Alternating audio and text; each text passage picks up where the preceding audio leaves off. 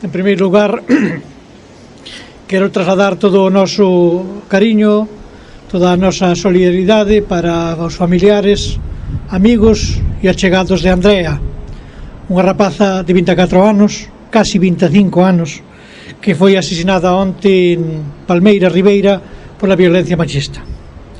Dende o Goberno de España condenamos e, dende logo, rexeitamos rotundamente este asasinato que nos produce unha grande indignación e, dende logo, un gran rexeitamento.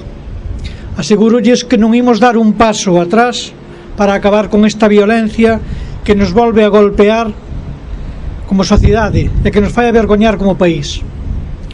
Despois da confirmación deste caso como violencia de xénero, son xa 7 as mulleres asasinadas no cabal do ano 2024.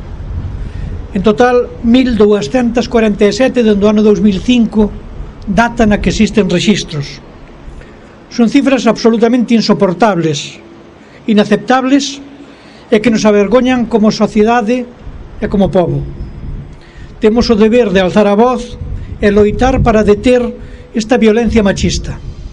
É un compromiso de sociedade, é un compromiso de goberno e dentro do goberno vamos a seguir loitando día a día por tratar de erradicala. Por lo tanto, vamos a agardar un minuto de silencio en recordo de Andrea e, sobre todo, de rexeitamento a este tipo de violencia.